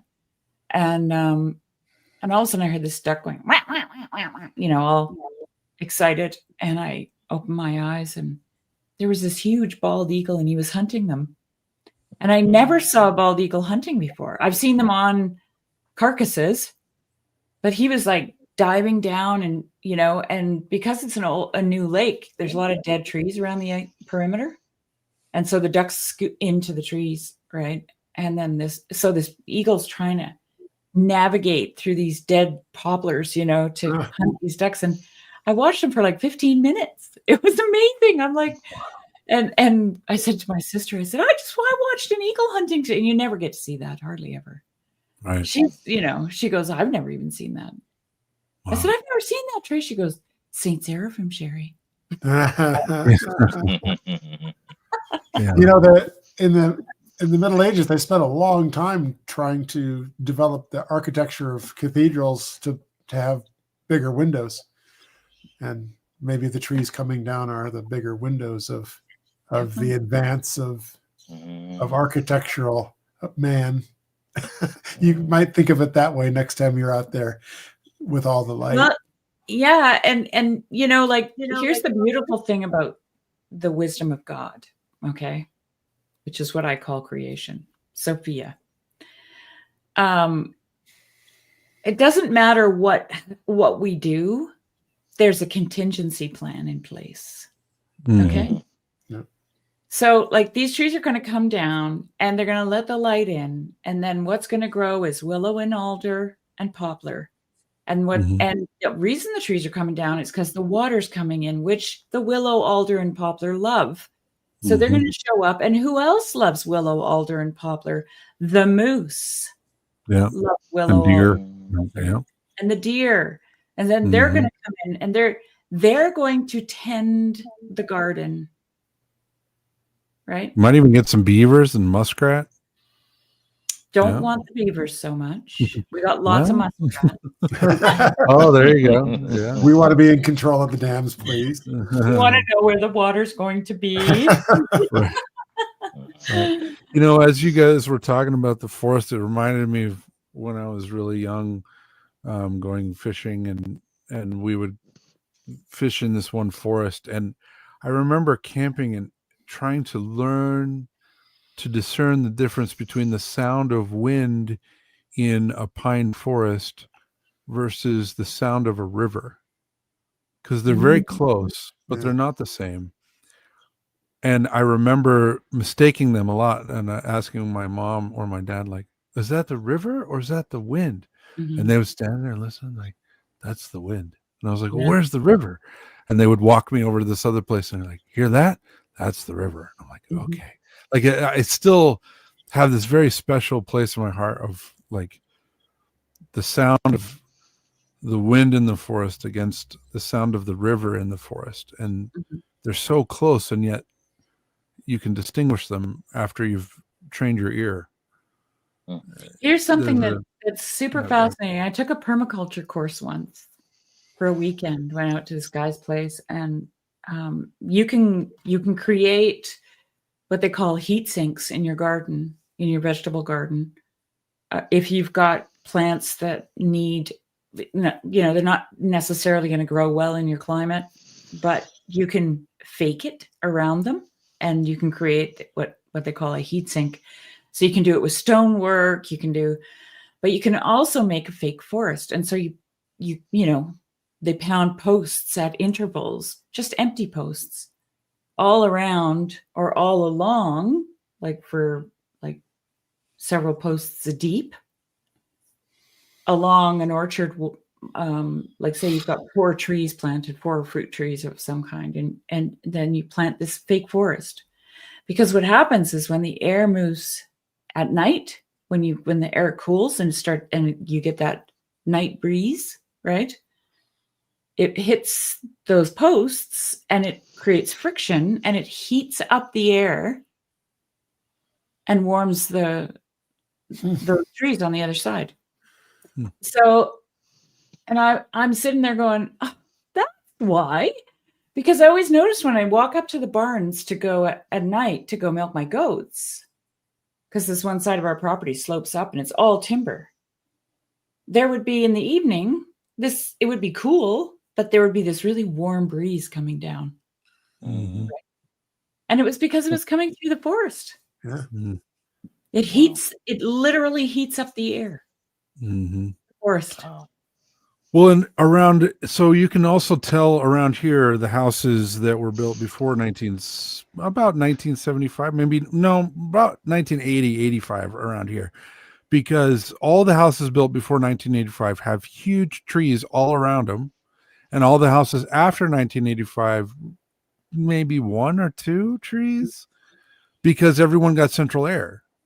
Before that, everyone was relying on the trees for air conditioning in the summer, for shade, because it's literally like 10 degrees cooler when you plant a bunch of trees around your house than if you don't, and now everyone's just like, oh, we're having brownouts. It's like, well, maybe plant some trees around your house.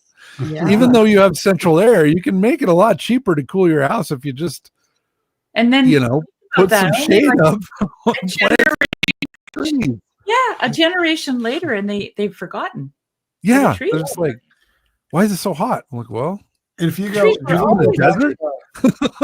if you go back like before 1920, you'll find that the houses are always built facing, squared to south, because that little bit of extra heat that you get on the stone of your house, warming your house, is every little bit is important. So the houses will be very much oriented, northeast, southwest, so that the south side will be maximizing the exposure to the sun. Mm. And then that went away too. Then you lose that sort of part of that grid pattern of how we build, is because we want to maximize the amount of sunlight that's hitting our home. And that idea is gone, right? That idea is no one. I'm going to build a house. I better make sure that it's facing south so that I get sun. But if you have a vineyard, right? I mean, if you're a winemaker, you have a vineyard. The vineyard, you absolutely want it facing, as south as you can get. You need every little bit of that sunlight, and it matters. Well, if you're Canadian, you want to be your house facing south. Yeah, you want the whole house facing south. No northern side. No.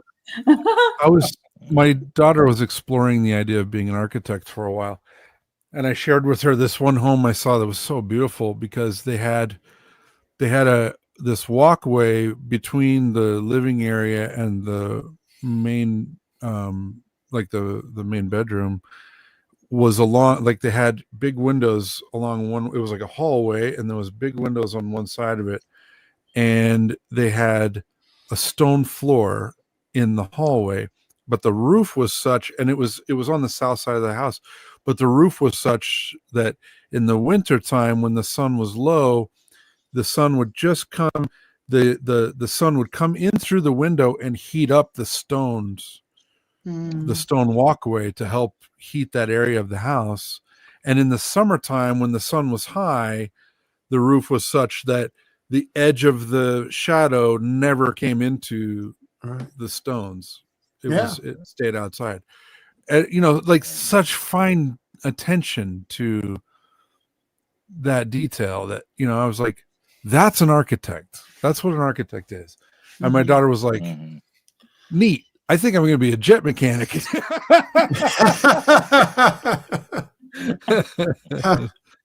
But anyway, it was just running into that. I was like, that is so beautiful. And we just no one pays attention like that anymore, to what they do, what they craft. I mean, it's very hard to find someone. And if you do find them, you're paying a lot of money for someone who pays that kind of attention to their work. Yeah. It's very, very hard to get the last 10% of detail to begin with. But if you're going to make that detail intricate, you make the last 10%, the last 20%. It's like, well, you're going to have a very special architect builder relationship, and you're probably going to have to be there every day while they're building. Yes, right. Yeah, because it's not just them; it's the builders too that just don't pay attention. Yeah, what's interesting to me also, as far as the newer houses, the houses that have been built in the 90s up to today, this time, it's interesting that the developments themselves, the neighborhoods, have less trees. I don't know if it's in the plan. I don't know if it's intentional, but here, at least here in Texas, it's like, there's like a whole development, a house, like one house on the next one, and next one, and hardly any trees, except what people plant in their backyard, maybe in front of their houses, just one little thing. But you go to older neighborhoods that were built, at least here in this part of town, there are some neighborhoods that are at least 100 years old, and there's trees everywhere, huge, and oaks, live oaks. It's like, and what's interesting is that you do feel like you are in Lothlorien, because the elves preferred to live in the trees, because they realize that a tree is a metaphor, a pattern of who we are in some ways, because we have roots. I mean, we're sort of in the same shape, because we have legs that we plant, the Yeah. ground, and then we have arms that we can lift up to the sky, and that's the perfect posture. I mean, we're rooted in the soil, and we are, reaching up to heaven, and Right. that we are trees in that way. And then Yeah. also, I was talking to my son about that as we were driving, to downtown, and the closer you get to downtown, the less trees there are. And then he also noticed, what? Dad, have you noticed that even the materials that they use to build those buildings, the closer you get to downtown, they're less and less natural. Yeah. It's concrete and glass, whereas the natural materials will be stone, wood. I don't know what else. The things of the earth, the things that Stucco. grows out of the earth. Or Yeah. stone. And yeah, I told him, because I think we had just read, him and I, we just read in the New Testament that Jesus loved going to solitary places in the morning. Yeah. And I asked him, why do you think he went to a solitary place? And then we kind of discussed it, and we realized that there's more God in a solitary place where there's just nothing, and there's just rocks and plants, whatever. Yeah. And yeah, that's just interesting how It is. and humans have a way to push that out of their lives very intentionally sometimes. Mhm. Yeah. Yeah. I know. Somebody said, "Oh, I could put trim on your I could do the trim for your house." And I'm like, "Oh, could you?"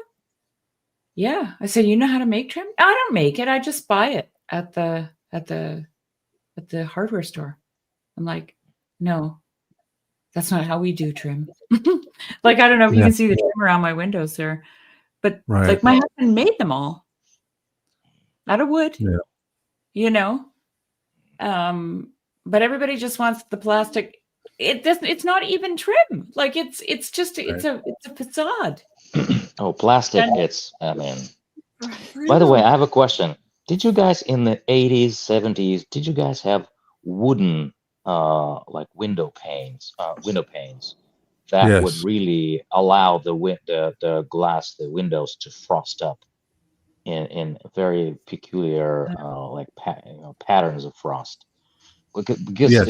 when we started getting plastic windows, they don't do this. They're so sealed, tightly sealed. Yeah. They don't allow any draft. So I forgot how those patterns, frosty patterns look. Mm. So I have to watch old movies to see how they look. I used Plastic to, doesn't allow for that, but that's a metaphor. Plastic does not allow for the air to come in. right. Yes. It's when I'm conducting tastings in the winery and I'm pulling corks out of the bottles, people say, "Oh, you use natural corks." And I say, "Yeah, I use natural corks." "Oh, that's great." So why do you use them?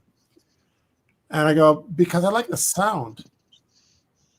And they're like, "That's a funny reason." And I'm like, is it a funny reason? I said, think about it. If you lose 10 things like that, you say, "Oh, well, that's stupid. Just, you don't need the sound." So remove from your life 10 things like that, and you'll wonder where it went. Yeah. You'll wonder how your life changed. Yeah. Where did we lose the thread? When in reality, we lost. We lost the thread little bits at a time. We let it go because we think it's insignificant. Oh, look at that. Yes. I'm Yes, getting the that's how I feeling remember. that we're all just children in this group. The other thing you need, to get these frosted patterns is imperfect windows. You need not the best windows seal have to be in imperfect. the world. We don't need to be so sealed from the world. Yeah, it's not just the plastic. It's that as you insulate better and better, nature goes. You're insulating yourself from nature, and this is a natural thing that you've insulated yourself from. Mm-hmm. Which is, when you see it, you're like, well, I don't want to be insulated from that. Look at the beauty here. But maybe that's part of what's going on in our world is we've insulated ourselves from beauty. Yeah. And then Well, Shari, and you just mentioned insulated, contingent. like, Sorry, go. Sorry. Go. I was gonna say real quick. Shari mentioned God's contingency plan. Well, this that we're seeing now is God's contingency plan. If you remember this passage in the Silmarillion, in the beginning, where this Valar kind of bemoans the fact that Melkor, this evil protagonist, came and sort of like started spoiling everything that the other Valar were doing, and Right. Iluvatar, who's God, is trying to calm him down, sort of like, it's okay, it's okay. Whatever Melkor does, in spite of me, will be taken and woven into the pattern of the whole, and it Yes. will reveal my beauty even more than initially was, initially designed. That's exactly Okay. what I see Okay. happening to my property. Mm. Like you start mourning, right? Like Melkor logged up there. And we had to sell our cows because we lost our meadow, and like that was a large chunk of our land that we needed for grazing, and it's gone. It's all underwater. But then all these other parts of the landscape started to show up because, this is a thing that during the glacial period that was a lake. And then, look, there's the old creek bed. And, no wonder those willow stands were standing like that. They must be hundreds of years old. And they never actually did anything. And now all of a sudden they started sprouting new branches. And I'm like, oh my God. A willow stand that has been like standing in a dry spot for 100 years is growing. And then you read the book of Job, and Job says something like, yeah, but I have seen a sprout coming out of a dead stump. Right. And that's his insight into life after death. Right. That's the moment. And I'm like, yeah, me too. I've seen a willow stand that I couldn't figure out why the hell it was growing there because it's so dry. And now there's a creek flowing past it and it's growing again. And I'm just like, is this what I mean when I say God has a contingency plan? Like, and it's just in place and waiting. And then all of a sudden, you have this meadow that's flooded and becoming a lake, and then you go out one day to see it, and it's surrounded by marsh marigolds all along the shoreline. And you're like, where did they come from? Yeah. And they were waiting. They were waiting for the water to come, right? And then a few years later, the bulrushes and the reed grass. And then the swamp wren comes back, and the loons land at the lake because the fish found their way there. And it's just like, this is God's contingency plan, right? It's just, And so you have to put down all your anger and your bitterness against the logging company, and you have to say, let it be unto me. Like you literally do. And then you have to just wonder at it. Yeah. That's what beautiful. you have to do. Because God's always doing something. Yes. We are. We never have a contingency plan. ExxonMobil dumps oil in the ocean and they go, oops. That's the end of that. Right? Yeah. Yeah, I need to go, guys. So good to be here. I need to go. Yeah, I used to be. We'll see. Thanks for stopping by. Yep, sure. Bye, Dean. I used to be obsessed with politics, and one time at 1:30 in the morning, I was sitting there reading the news, and it occurred to, and I was, upset, angry as you get when you read political news, and I remember realizing that it was just a sudden realization that I was reading the devil's propaganda, and the devil was just all about trying to make you angry and trying to make you anxious, and nostalgic, right? Like it's like the time machine. Like the demons just have a time machine. They're always trying to send you back into the past or send you ahead into the future. and get you out of the present. And I realized, I was like, I'm sitting here just like imbibing the propaganda of the evil one. And God, like you said, God has a plan, but God's plan is hidden. It's hidden until the last possible moment. Like, this is what I loved about learning about like Holy Saturday, when Christ went down to the harrowing of hell, right? Like, I was never exposed to that idea when I was, a Mormon. And this harrowing of hell was all about Christ. He goes down to hell. And even at that moment, the evil one thought, oh, we got him. He's here. I got him. Like, we won. And he shows up and he blows the doors open and fills the place with light and lets everyone out of there. And it's like even the devil didn't know what was coming. Like, he thought he'd won, right? And Jesus shows up and goes, nope. Not only am I here, but I'm taking everybody with me, right? And I'm tying you up, and it's like this. It was a sudden realization that I need to just be open to God's hidden plan, to believe that it's there, it's working. I don't need to know ahead of time what's going to happen. No one knows ahead of time what's going to happen. And the devil wants me to be convinced that he's in control and he's running the place. And well, here's the thing, Jeremy. I have to shut my camera off. My internet's struggling. But here's the thing about that. We call it a contingency plan, and when we say that, there's the propensity to think of plan A and plan B, but it's not a contingency plan in that sense. It's just that it never stops living. Yeah, that's a good way to put it. Yeah, right. Yep. In modern winemaking, we do everything we can to try to inhibit the biome of your building, or the biome, that is constantly trying to turn the wine into the thing that it is. It's trying to make wine in the image of the biome of the building. And we don't sterilize equipment in winemaking like you would in making beer. So we're very subject.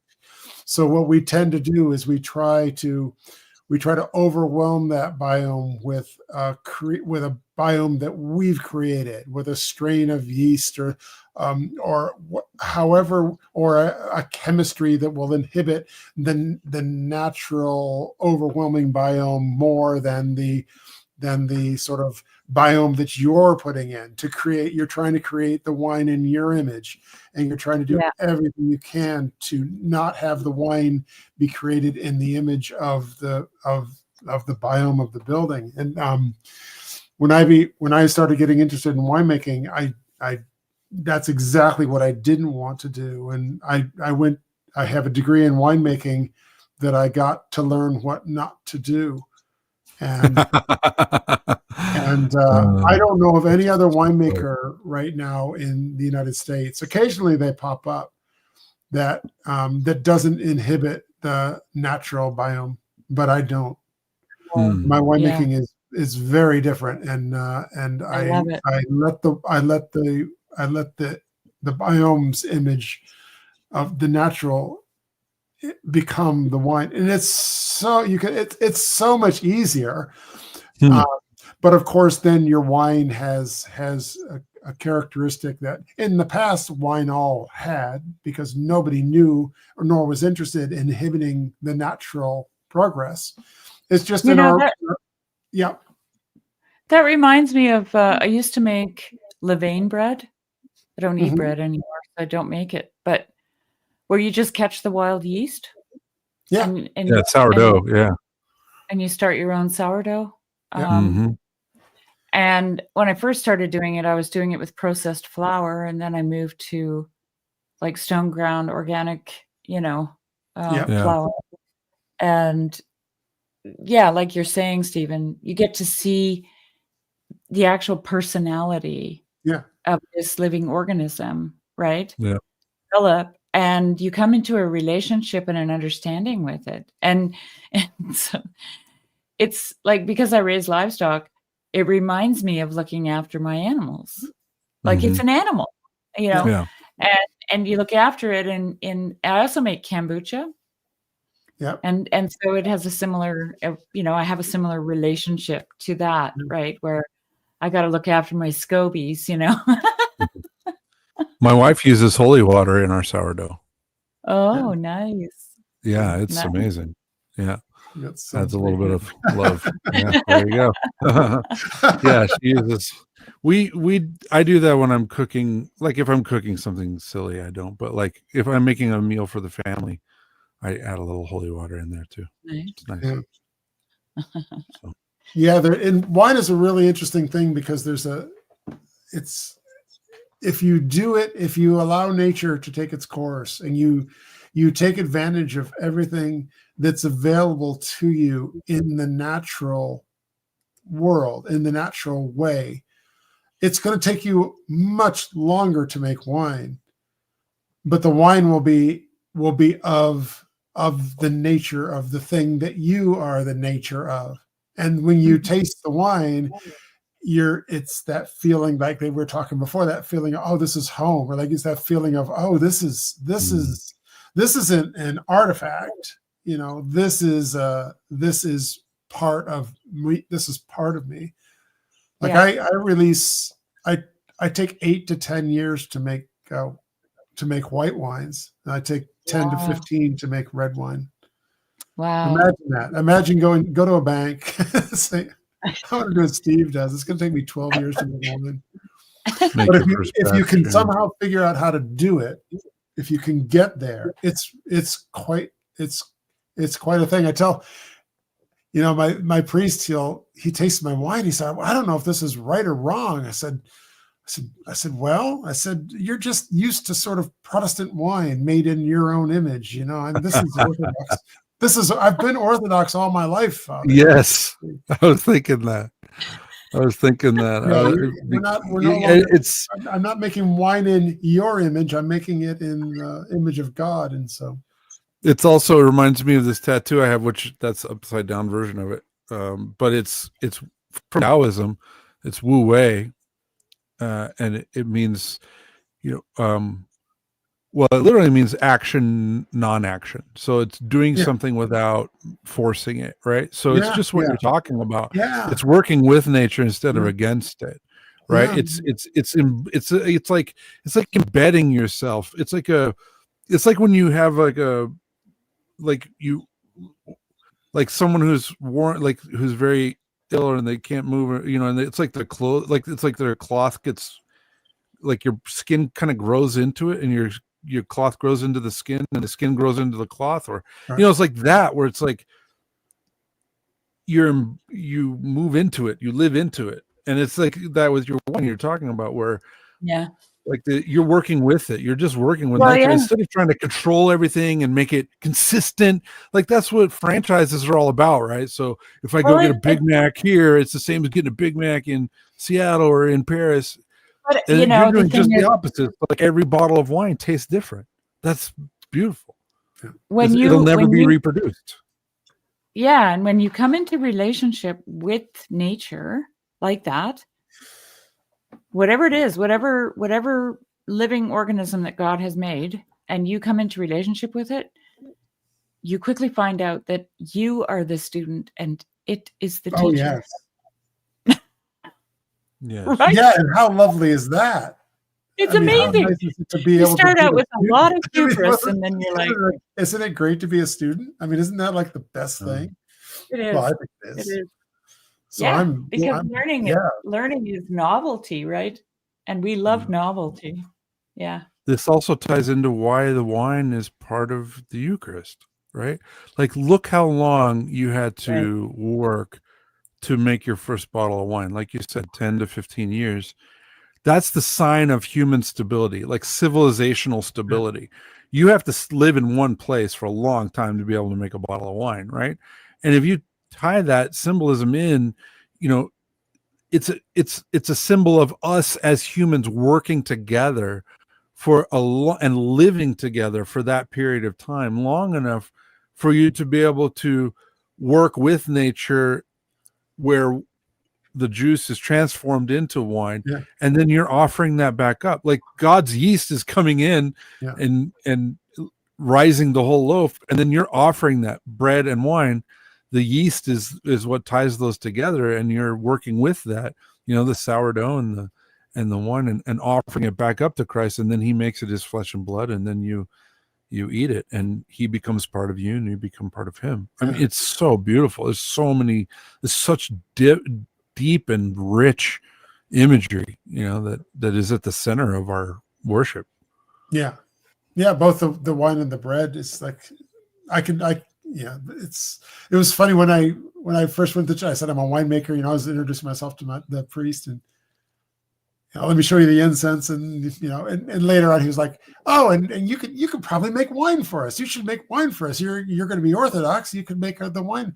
I said, well, it has to be a sweet red wine. It has to be a very natural wine. It has to be a sweet red. I didn't know how to break it to him. It's like sweet wine can't be natural. You're not using natural wine. It's like it's a highly processed thing that you have there. Oh, but it has to be a sweet red wine. That's our, and it has to be natural. And I'm like, wow, so what are you going to do? What are you going to do? I think what it was, the wine maybe used to, I don't know. I don't know what it used. I don't know. It's kind of like olive oil though, right? Like somebody from Italy comes to America and tries to get olive oil, and they're like, what is this garbage? Like, what happened to my olive oil? It's kind of the same, right? Like Americans is like, well, I get the extra virgin. Isn't that the good stuff? And you're like, well, no, not necessarily, because most of it's rancid, And so I think it's like that, where most Americans don't have a palate, and they haven't been exposed to. Well, wine by nature is cloudy from pectins, so it's not a filterable thing. Go to the wine store and look at try to find a bottle of wine that you hold to light. They're never cloudy. You should say to the clerk, where are the pectins? The clerk's Make wine great again. First thing we do in winemaking is remove the pectins by adding an enzyme that creates methanol. Think about that. Oh wow. Yeah. Now it's the cure to methanol poisoning is ethanol, so you're okay. But and it's not a lot. It's not like it's a big deal. If you're worried about that, you should not get out of a car when the exhaust is coming out of it. But still, it's just the point that we're willing to remove this natural thing that causes all sorts of trouble. I mean, the rest of winemaking is sort of like, now we got to fix the mess we made, and and when we do it, we create methanol. If you use that enzyme to create wine, you then can't make that wine into brandy, because the brandy will be too high in methanol. Interesting. It's crazy. Can we buy your wine? Is it possible for us to get a bottle? Can't ship it. There's no refrigerated shipping in wine, and my wine goes bad. That's another thing. Wine by nature goes bad about 115 degrees, and a non-refrigerated truck is regularly 160. Wow. So a winemaking degree is make wine in a year and a half, or the bank won't understand. And while you're at it, we're not going to refrigerate the trucks, so make sure it doesn't go bad at 170 degrees Fahrenheit. So I guess we got to make a pilgrimage for your wine. Yeah. Wine's a fermented food that doesn't taste fermented. Wow. If I gave you a cheese that tasted like milk, you'd be like, what? If you give wine that tastes like fruit. What, if I give you a cider that tastes like apples, you're thinking, well, that's apple juice, isn't it? Because it should taste like cider. But the wine tastes just like the fruit. Wow. Where did the fermentedness go? Doesn't taste. It doesn't even taste fermented, and we don't know it. Maybe I should try some home wine making. That sounds fun. Guys, I'm going to have to sign off here. I'm so sorry. I have to go. Wait, in Cyprus. Wait, what's he saying? We have Commanderia and amber sweet dessert wine. We are proud. It's supposed to be the world's oldest named wine still in production. Beautiful. Wow. Do you know, Upcycle, do you know, is it dried? Is it dried in the sun to be created? Do you dry it on mats before you create the wine? Are they dried grapes, or are they just are they high enough in sugar naturally that they produce the wine? I don't know why this matters to me. I'm a winemaker. I'm curious. Yeah, what do you want to know? It's interesting. I'll bet they're dried on mats, and by doing that, they concentrate the sugar. It's made from And- sun-dried, he says. Hmm. Yeah, there you go. Yep, they're drying And the here grapes on. in the Okanagan Valley in British Columbia, they make ice wine. Yes, Yeah. Hmm. Where- I've made ice wine when I was very young. I made ice wine for a winery, and here's what I mean to say is that if you're making ice wine, you tend to find very young people to pick the grapes, because as people get older, they start to get frostbite. You know, when you have very good circulation, you can, because you're picking these grapes while they're frozen on the vine, and Mhm. you can try to pick them with gloves on, but you will soon take the gloves off. And if you're young enough, you won't get frostbite. Wow. So I remember when I was like 18 years old, I was my first winery that I was working for. They go pick the frozen grapes. I was like, no problem. Now when I look back at oh man, child abuse. We made mulberry wine one year. My grandpa was a winemaker. Well, I mean, just a home amateur, you know. But we made wine from the mulberries, and oh my gosh, it was so good. It was just like that was the first time I ever got drunk. I was like hanging out with my grandpa. I was like 17. I was like, Grandpa, we gotta make more of this. He's like, mulberries are gone. You only get like 2 weeks. And then the birds. Okanagan's great wine. It's such a special place too. Yeah, it is Such really a special little, Yeah. microclimate or mesoclimate or Micro- whatever it is. Yeah, Mhm. really. Yeah. Really cool. Well, that was fun. That was really fun. It was thanks so for good. joining us. I Yeah, got it my was fun. microphone. Yeah, we got it sorted. Yeah. Yep. Well, thank you so Yep. much, Stephen. Thanks, Yep. Eugene, too, for joining. Thanks, and Jeremy. Thanks, Shari. Yep. Thank you very much. It was a pleasure to have you, Stephen. Have a good Yeah. night. Thanks everyone in the chat. Thanks everybody Yes. who's not in the chat. Thanks everybody who's just listening. Thanks everyone who's going to listen to this in the future. God bless you. We're grateful you're here. Yeah. And we're grateful that we can share the lives of the saints with you. We're grateful that you join us.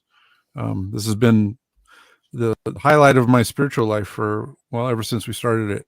It really helps me. It's very grounding, and It's been really good for me, too, like in ways that I I wish didn't. I could have joined earlier, but it's rare that I can join. But I'm glad I joined tonight. I'm so glad. Yeah. glad you were here. So glad. And anytime, we always throw a link in. So anytime you're able to, that'd be great. Yep. Cool. Always welcome.